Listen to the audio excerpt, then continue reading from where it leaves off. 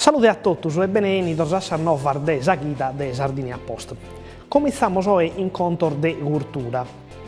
Questa domenica 3 di aprile in Castello ad essere possibile bere varizza sprendere di città pagando un bulletto via che costa 6 euro. S'incasso ad essere regalato a scuola Maria Rocca de Olbia, che è stata dannata dall'alluvione del deghetto di Santo Andrea de San Nugolato. Sanappo de biere sul museo civico, sa Grutte sa Bibera, sa cripta de Santa Restituta, sa sturre de Selefante e de Santo Pancrazio, uomo de Narre. S'idea est dell'Associazione Orientale e della Caritas della Regione.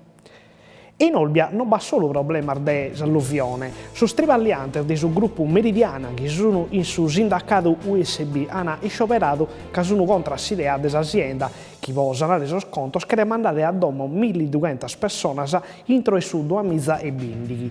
Su sindacato ha denunziato Vinzas che Meridiana è schiercante dei gumbin che sono dipendenti a si licenziare per lo storrare alle aree in un'altra società Air Italy pagando lo più spago. E sempre istante in Novar de Tribaglio, la Regione ha firmato una convenzione con il Ministero del Tribaglio per il progetto Garanzia Giovani, che è da partire sul 1 maggio. Sono pronti 54 milioni di euro per dare a 50.000 giovani sardi una possibilità di si formare o di poter agattare un posto. Speriamo che serva a muovere le cose. E andiamo come in Sabanne Basso per entrare in Novar de Ambiente. Sul gruppo di intervento giuridico ha demandato al Ministero dell'Ambiente e della Difesa e alla Presidenza della Regione di considerare gli effetti post-ambiente di questo che si fa entro sul poligono di Capoteulada e ha demandato pure di firmare tutta accanto a questa attività finché accanto l'indagine non ha essere fatta.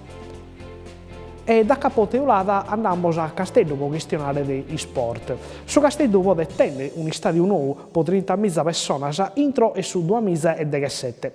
L'ha nato Luca Silvestrone che rappresenta sul gruppo di imprenditori americani pronto a fare su campo in città, ponendo a curre 85 milioni di euro e a comprare di squadra.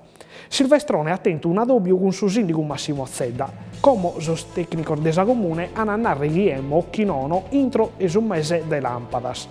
Si dotto ad andare bene, su cantieri ad essere aperto in 3 anni. Per istanto si squadra, che può essere comporata in zile vago tempo dai gustos americanos, ha cambiato allenatore. Cellino ha cazzato a Diego Lopez, tornando a mutire a Ivo Pulga.